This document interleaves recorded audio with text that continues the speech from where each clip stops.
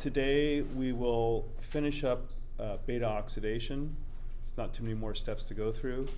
And I will talk a bit about regulation of fatty acid release from adipocytes and how that can be controlled by the hormone glucagon.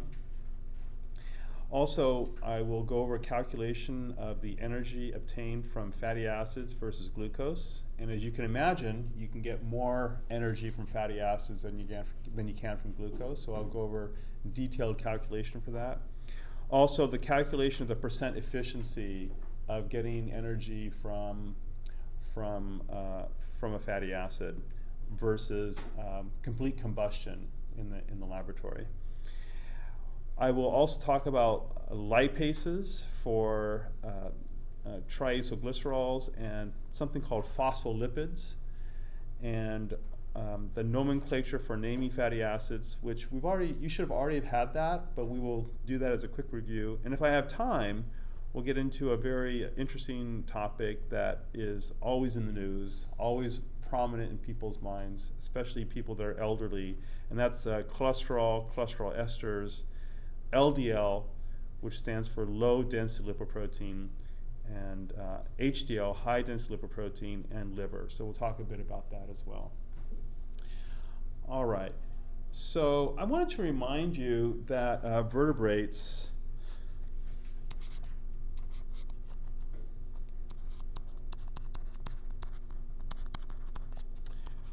get fats from two sources. Okay. Number one, from diet. And of course, you guys hopefully will recall my story of the $6 burger, which is packed full of fat. But number two, vertebrates can also produce fats from the liver. So the liver can actually synthesize fats and supply that fat to the rest of the body. So there are two sources of fats for vertebrates: diet, and the liver can produce it. And when the liver produces it, the carbon source for the liver is going to be acetyl-CoA. Okay? So acetyl-CoA can be used to make fatty acids in the liver. Okay. So let's take a moment to talk a little bit about beta oxidation.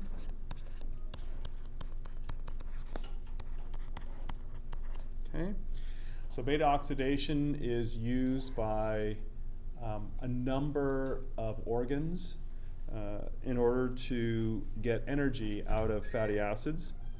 And first, that fatty acid, which is in the cytoplasm, needs to get to a particular organelle. Does anyone remember the name of the organelle that the fatty acid has to go to?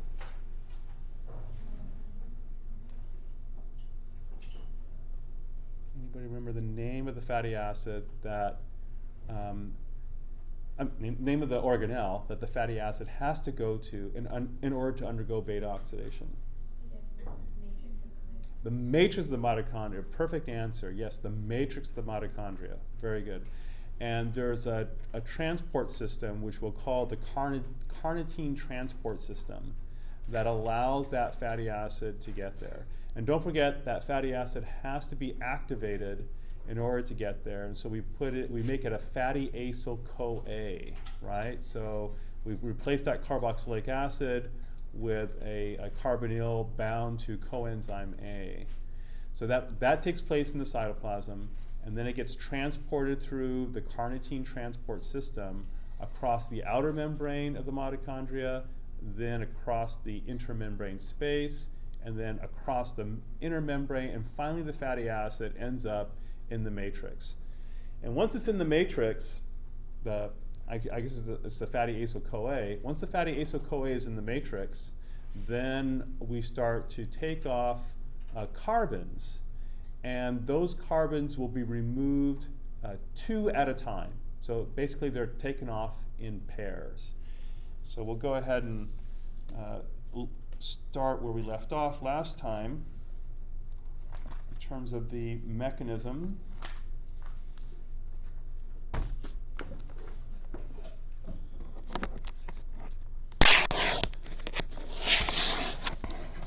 So this is on page 727 of your book. We're revisiting this, so you guys remember this.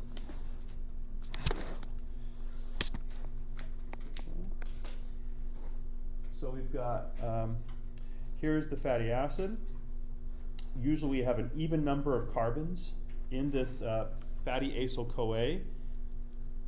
Already has the CoA on there, okay? And we are going to concentrate on the alpha carbon and the beta carbon because that's where the action is going to take place here. And as you recall, we use FAD to remove two hydrogens, and we're going to create a double bond across the alpha and beta carbons. Then we use water to hydrate the beta carbons. The beta carbon is going to get an oxygen on it. Okay? And then once we're here, once we have an alcohol, we're going to use NAD plus in order to oxidize the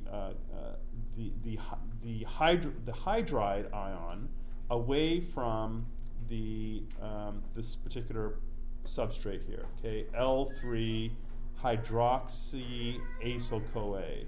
Okay, I guess it's called L3 because there's some stereochemistry here. Let me see. I guess this is a asymmetric carbon here, and it's 3 because this is the number 3 carbon. 1, 2, 3. That's the number 3 carbon.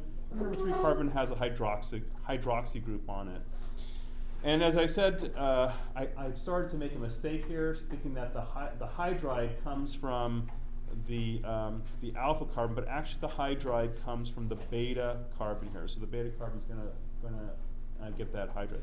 And you should probably understand that mechanism and remember what the business end of NAD plus looks like. So NAD plus is going to get converted to NADH. And that's an oxidative reduction reaction. And then finally, we're going to have a coenzyme A come along and cleave off this bond between the ketone carbon and the methylene group here, okay, the alpha carbon here. And the mechanism for this is actually on the next page. So I'm going to go to page 728. So here's the mechanism, okay. So let's see. So let's orient ourselves. This is the carbon which has the S-CoA on it. This is going to be the alpha carbon. This is going to be the beta carbon. Okay. The enzyme has an active site that has a sulfhydryl group on it. Can anyone suggest what is the amino acid that would possibly be in this particular enzyme at the active site? Cysteine, very good. So cysteine. So cysteine has a thiol group, so it's I'm sure it's going to be cysteine that is actually going to be doing the work in terms of this enzyme. It's going to be making the attack here. So it's going to attack this carbonyl carbon, and then the electrons make an oxide here, and then we have the electrons then feed back onto this beta carbon, and then we cleave off this bond right here, and eventually this is going to have to get a proton. Okay, so I'm going to redraw this and say a proton. Okay, so there's going to be a proton.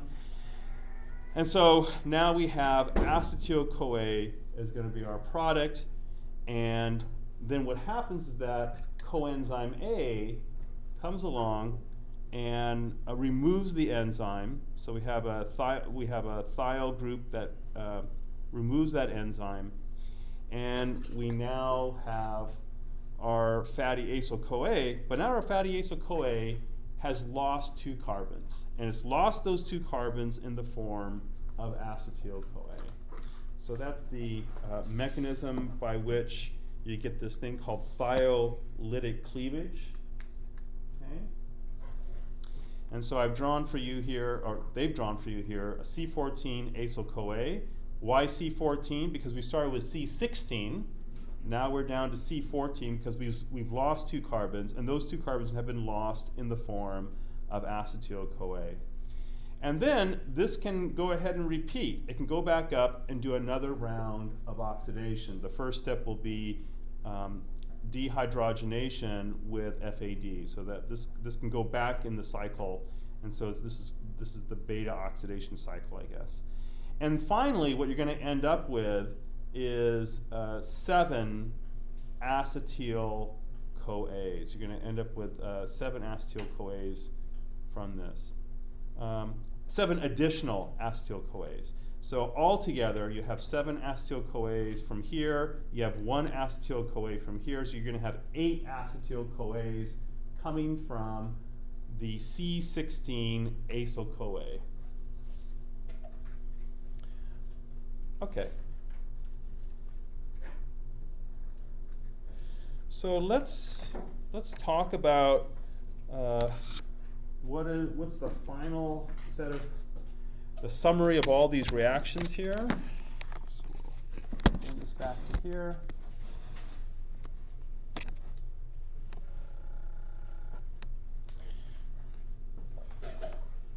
And so what we're going to get is something called palmitoyl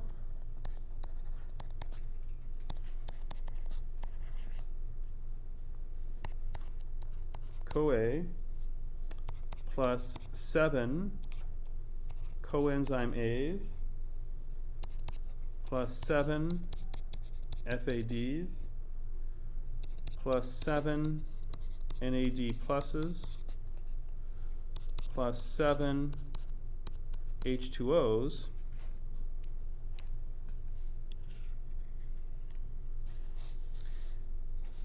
and that's going to give us, so these products, and these products are going to be 8 acetyl-CoAs plus 7 FADH2s plus 7 NADH2s. That's not right. 7 NADHs plus 7 protons, and that's it. Okay. Of course, you guys know, and we've talked about this, that these acetyl-CoAs will go on to the citric acid cycle. And where is the location of the citric acid cycle? Where is that located inside the cell? Citric acid cycle. Mitochondria. Let's get very specific. The matrix of the mitochondria, right? So how convenient. Beta oxidation is occurring in the matrix of the mitochondria, and it's right there. The citric acid cycle is right there also in the matrix of the mitochondria. So these acetyl-CoAs don't have to travel very far in order to undergo further oxidation in the citric acid cycle. And of course, we've talked about the different products of acetyl-CoA before, but just as a review, those products are what? Can we name those products that acetyl-CoA will make? Okay, someone said GTP. Beautiful. NADH. Someone said FADH2. Good. And CO2. Wonderful. Okay, so those will be the products going through the citric acid cycle. Great. So we've talked about, and your book has stated, that you get more energy out of fatty acids than you do from from glucose, and I added also that you get more from fatty acids than you do from proteins as well. But let's go ahead and do a fairly rigorous calculation. So I'm going to draw a table here that talks about how we get different energy, different forms of chemical energy from from a C16 saturated fatty acid. C16 saturated fatty acid. Okay, of course you know what that means. That means that you have 16 carbons, and of course one of the carbons has a carboxylic acid, and all the rest have hydrogens, right? There are no double bonds in a saturated fatty acid. Saturated fatty acid means there's no double bonds in there at all, except for the double bond to the oxygen, but no internal double bonds. Okay, so let's go ahead and draw a little table here. I'm going to have to make this on a new page. So I'll say process. There's going to be 4 columns in this table. Energy molecule. I guess I'll put that in quotes here. I'll say conversion factor.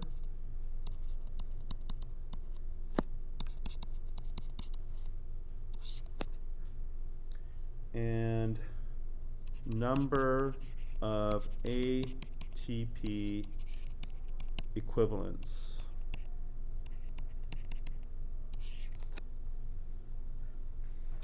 Okay, so the first process that this fatty acid has to go through is beta oxidation. Actually, you know what? Hold on here. I don't like that. I have it down here, but it's not really in the right order. So the first process actually is this process called activation. Recall that the fatty acid has to have one of the oxygens on the carboxylic acid activated. Now here's a tough one. Can you guys remember, I know we start with ATP, but what ends up on that carboxylic acid? Does anyone remember? Not inorganic phosphate. It's a good guess, because that is sometimes the way that we do activate these things. But in this case, it's a little bit different. It is a part of ATP. AMP. So AMP gets attached to that carboxylic acid, and remember, pyrophosphate is one of the other products there. Okay, because we're going from ATP all the way down to AMP, the number of ATP equivalents that we lose is actually going to be 2 ATP equivalents, okay? Because we've gone all the way from ATP and we've lopped off 2 of the phosphates. So we're losing 2 ATP equivalents there. We'll take 2 ATP equivalents to build that AMP back up to ATP. So we're kind of in the hole here. You can almost think of this as the investment phase, right? Just like we have an investment phase for glycolysis, here's the investment phase for beta oxidation. So we have this activation that has to happen. Okay, now we go for beta oxidation. And one of these, I'll put these energy in quotes because these are not really energy molecules directly, but they can be converted into it. Okay, we're going to make 7 NADHs, okay, and we're going to make a certain number of ATPs. Now, does anyone remember what is the number of ATP molecules we get per NADH during oxidative phosphorylation? What is the number of ATP molecules that we get per NADH? Beautiful, 2.5. Yes, 2.5. Okay, so 7 times 2.5 is, if my math is correct, is 17.5. Okay. Also in beta oxidation, we're going to make 7 FADH2s. And does anyone remember what is the conversion factor for FADH2 in terms of number of ATP equivalents we get? How many ATPs do we get for every FADH2 that enters into the mitochondria? It's a good guess. It's a good guess. It's a good guess. You knew that it had to be less. Yeah. 1.5. Very good. 1.5. Okay. And so we get so it's 1.5 times 7, so that's going to be, I think that's 10.5. Okay.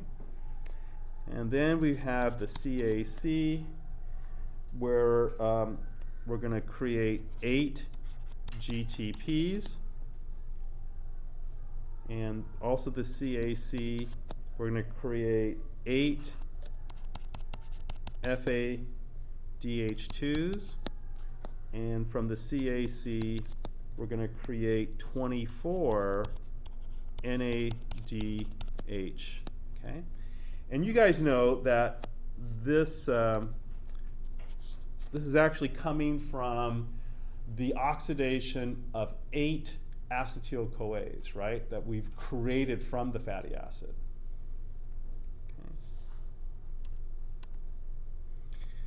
Okay, so here the GTP conversion factor is 1.0, so that's going to be 8. The FADH2 conversion factor, we already said, is 1.5, so that's going to be 12. We get 12 ATP equivalents from that, and the conversion factor for NADH is 2.5, so multiply that by 24, and we get 60 ATP molecules. If you sum all of these up, we get a total of 106 ATPs from a single C16 saturated fatty acid. Okay. Well, let's do the same thing for glucose. So we did this for fatty acid. Let's do the same thing for glucose. So we'll say processed. So here we're going to do glucose. It's kind of a good review for us. Okay, so we have process. We have energy molecule.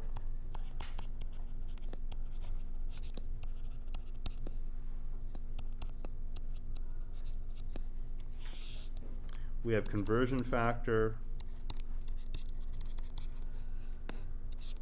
And we have number of ATP equivalents. Can't spell equivalence. Let's see here. Equivalence.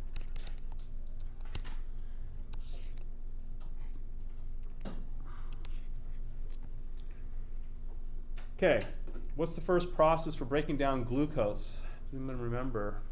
What pathway is it called? Starts with a G. Glycolysis. Okay, so glycolysis.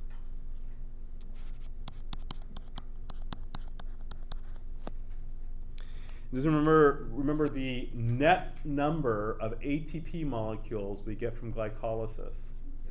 Okay, 2 ATPs. Conversion factor is 1, so we're going to get 2 ATP equivalents.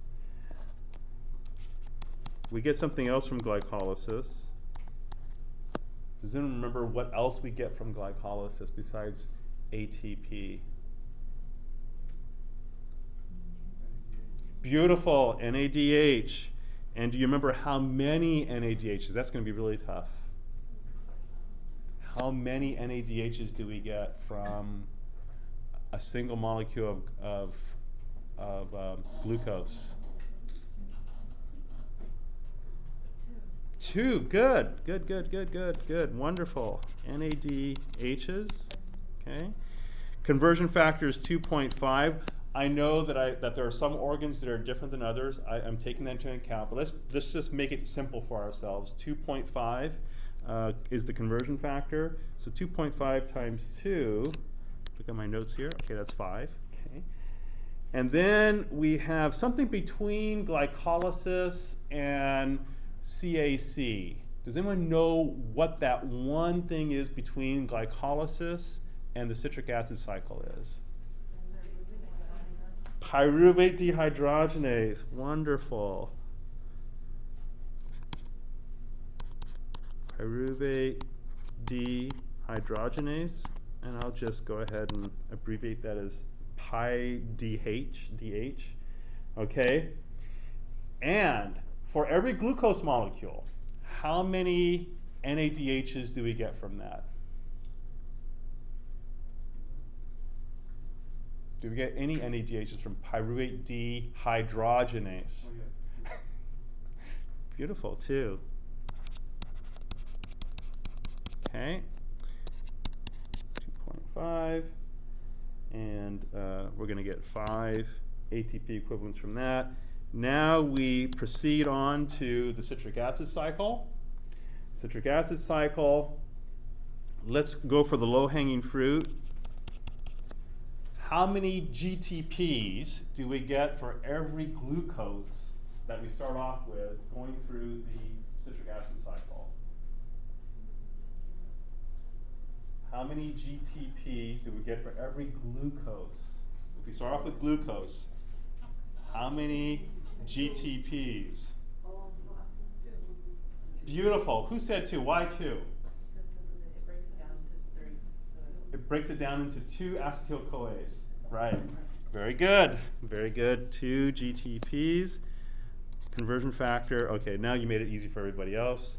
Okay, so now we have citric acid cycle. And the question is, how many FADH2s do we get for every glucose molecule that we start off with? 2. Conversion factor is 1.5, so we get 3 here.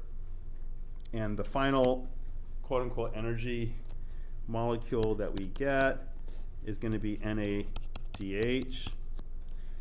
How many NADHs do we get for every glucose molecule that we start off with? 6, right? Because we're starting off with 2 acetyl-CoAs. That's right. That's going to be 6. Conversion factor is 2.5. We got 15 here. So if we tally this whole thing up, total should be 32. So on a per molecule basis, we get a lot more energy, a lot more ATP out of the fatty acid than we do from the glucose. Okay? So that's on a molar basis. That's on a molar basis.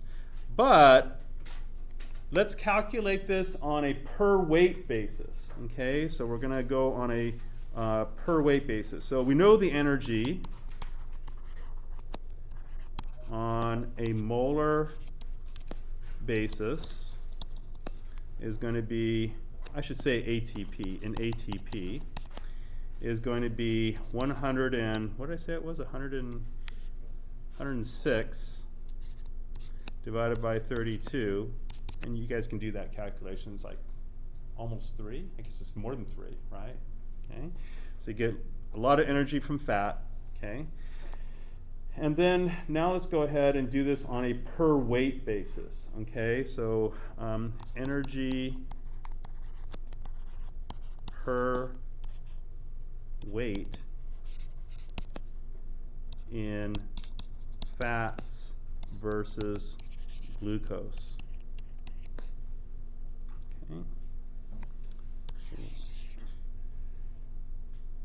Okay.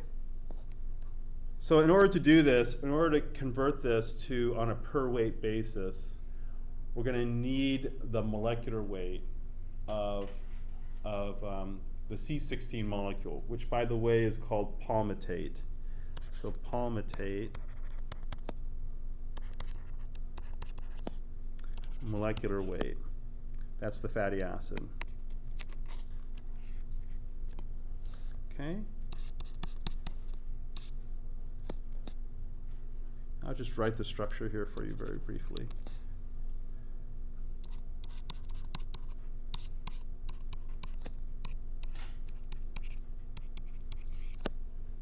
Okay. And that's pretty easy. We can just do this very quickly. There's going to be 16 carbons, so it's going to be 12 times 16. 12 is the molecular mass of carbon. There's 2 oxygens, so that's going to be 16 times 2. And how many hydrogens do we have here? We got a lot. 28, 31? 31 times 1, okay. So if you put all those together and multiply them out, you'll get 255 grams per mole of the palmitate. We could do the same thing for glucose.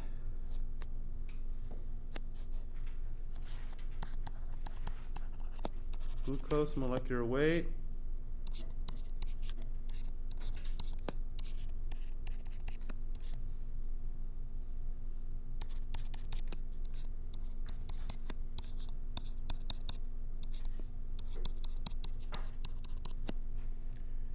Okay. How many carbon molecules in glucose? 6. So that's going to be 12 times 6. How many oxygens in glucose? 6. 16 times 6. How many hydrogens in glucose? 12. It's got to be 12.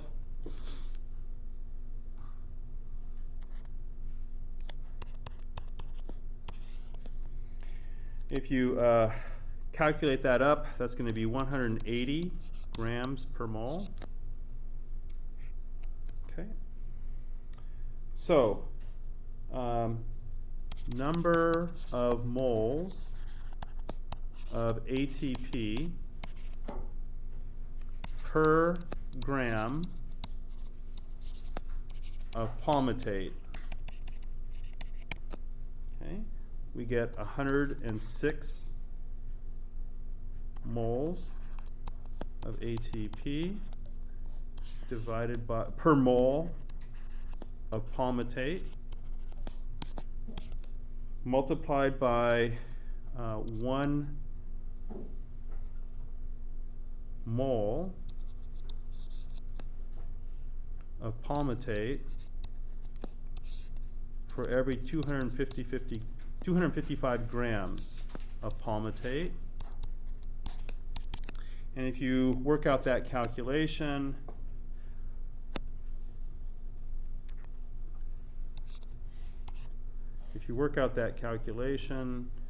you're going to get 0.41 moles of ATP per gram of palmitate.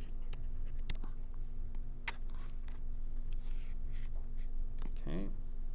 We could do the same thing for glucose. Number of moles of ATP per gram of glucose. Okay. We've already calculated that you get 32 ATPs for every mole. I should say moles of ATP. Moles of ATP for every mole of glucose. Okay. And 1 mole of glucose is the same as 180 grams of glucose.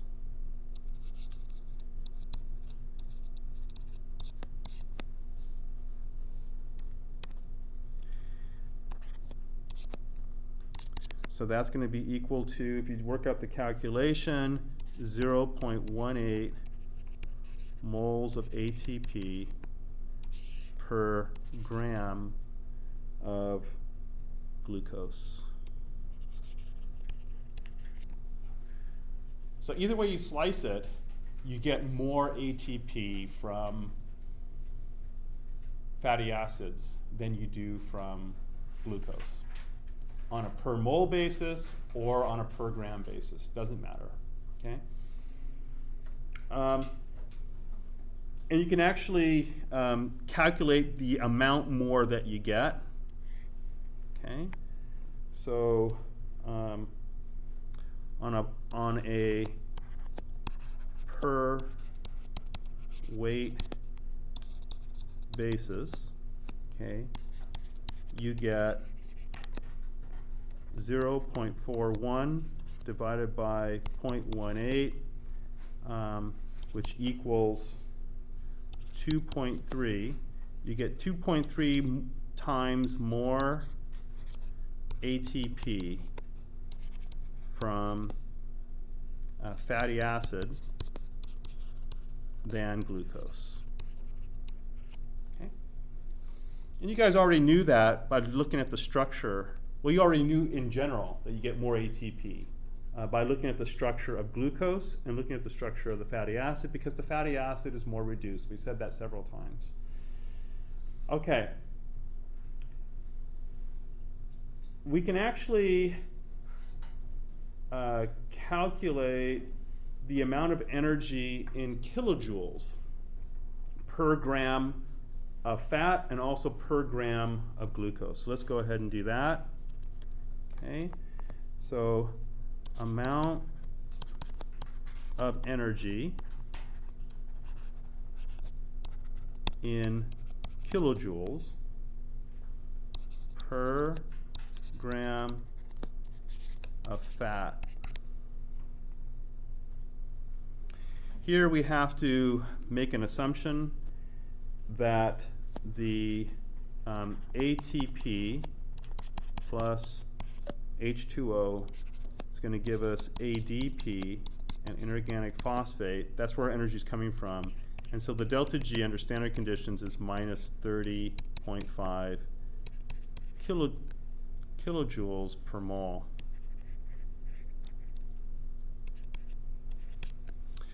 I know that the book sometimes toggles between this value and minus 50 kilojoules per mole, considering the concentrations of the products and the reactants. We'll just go with this number here, okay? But it can this is probably the minimal amount of energy that you get out. It's probably closer to minus 50. Okay. So all we have to do is take, for fat, 0.41 moles of ATP per gram of fatty acid, multiplied by, let's just say 31 kilojoules per mole ATP. I crossed out the wrong thing, sorry. I wonder if I can just erase this. Oh, good, that's magical, okay. Okay, and so now we get 13 kilojoules of energy per gram of fatty acid. We can do the same thing for glucose.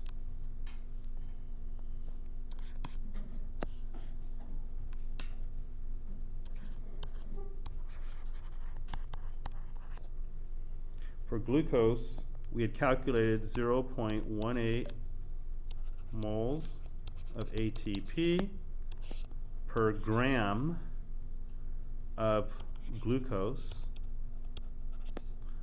multiplied by 31 kilojoules per mole of ATP. And that's going to be equal to 6.6 kilojoules per gram of glucose.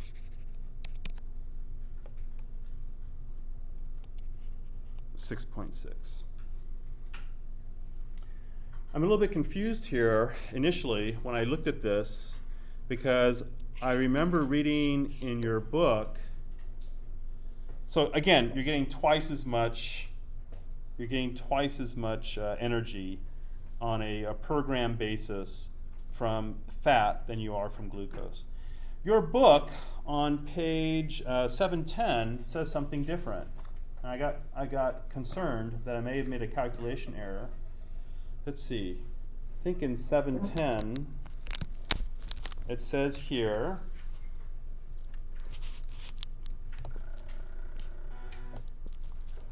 that the complete metabolic oxidation of triacylglycerols gives 37 kilojoules per gram. And I only calculated 13 kilojoules per gram. So what's the rub here? Why is this different? Well, your book has actually made a slight mistake. And what your book did is give the amount of energy in terms of a calorimeter experiment. In other words, do you guys remember back in general chemistry when you had to put stuff into like a styrofoam container, put ice around it, put a little thermometer in there, and measure the temperature increase? That's the way that they were measuring it. Okay, and so that is the absolute amount. That's the total amount of energy that you get out of a fatty acid in something called a bomb calorimeter. That's really what it's called. Okay, and so that value, I'll write that down here, from calorimeter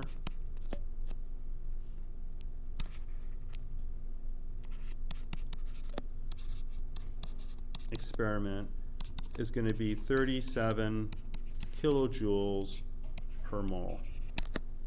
So we can actually calculate the efficiency of the human being in terms of how well it extracts energy from the fatty acid and converts it into ATP energy. So percent efficiency of our metabolism is going to be equal to energy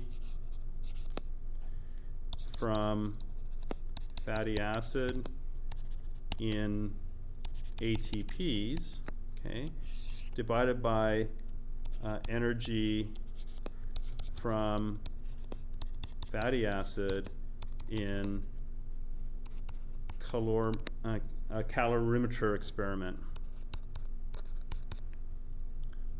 I'll just say absolute value just to make everything clear, multiplied by 100. Okay. Sorry. Okay. And so that's going to be equal to, let's see what I wrote down up here, 13 kilojoules. 13 kilojoules per gram in the numerator, divided by 37 kilojoules per gram in the denominator, multiplied by 100, and I get about a 35% efficiency. And as I said before, the efficiency is probably a little bit higher if we take into account that the delta G for ATP hydrolysis equals minus 52 kilojoules per mole. Okay? That's the real delta G, not the delta G under standard conditions.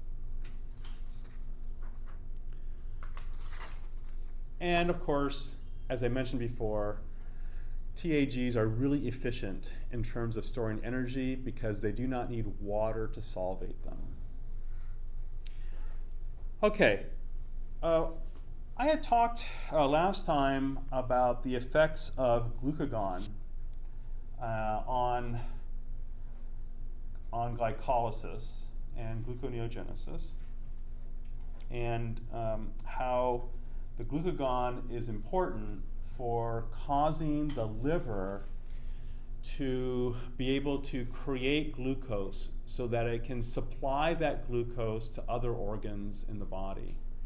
And if you recall, what the glucagon does is it's almost like a starvation hormone. So you starve a little bit, you produce glucagon, and now the liver undergoes gluconeogenesis in order to create glucose. It also undergoes glycogenolysis in order to break down glycogen in order to supply glucose to the rest of the body. Well, there has to be a way also of mobilizing fats at this time as well, because you can't just depend on glucose. And so your book, let's see if I have this, on page 722 talks about this.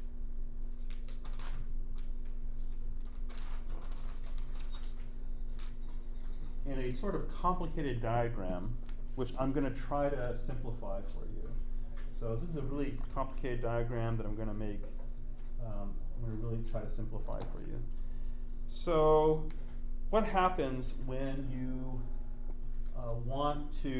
when you're under starvation conditions and you need to keep some organs going, besides producing glucose for the blood, your body needs to produce fatty acids for the blood as well. And so what better place to get these fatty acids from than from our fat cells? So our fat cells are just lying there while we're asleep. They might as well do something, and that is to export fatty acids to the rest of the body. So there is, get my notes here.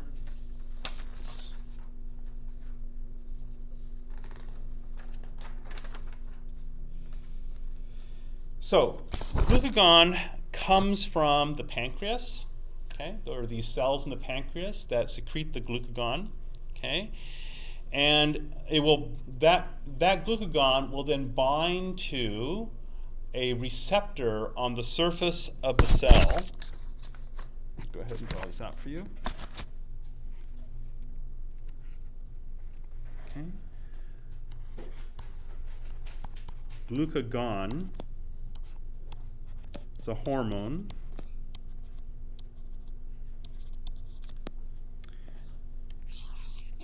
And it will bind to the surface of the adipocyte to a receptor.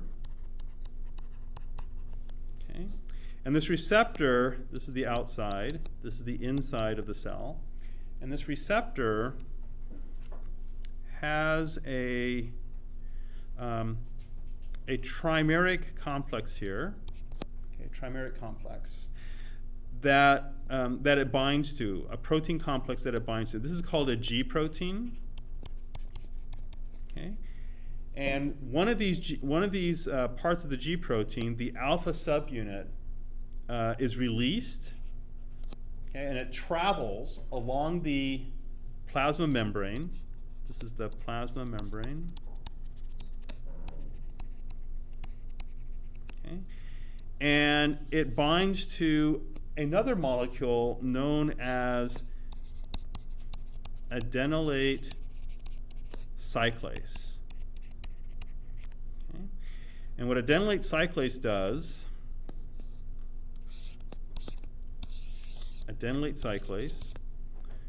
is it takes ATP and hydrolyzes it into a product known as cyclic AMP plus pyrophosphate. And this cyclic AMP then will go ahead and bind to a kinase known as protein kinase A, which we abbreviate as pKa. And it activates this protein kinase A. So then the protein kinase A goes ahead and does some stuff. And so now we come to this diagram. And so now here's the cyclic AMP binding to protein kinase A. And the protein kinase A then will phosphorylates a protein. Okay, I don't want you to concentrate on all of these because it gets very confusing, but it does phosphorylate a protein. And the name of that protein is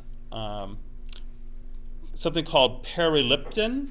So PL, that's the protein that it phosphorylates. Kinases, that's what they do. They phosphorylate things. So it's gonna phosphorylate this. And this perilipin is bound to this other protein called CGI58. Once this protein is phosphorylated on a serine residue, then it changes its conformation, and this CGI58 is released, okay, and it binds to a lipase. Lipase. What do lipases do? Anybody remember? I had talked about lipases. I think they transfer Acyl Acyl groups. groups, substituents. When did I talk about lipases? And the PDH. When I was talking about, week one. huh? Week one, no. Everything goes to week one, no.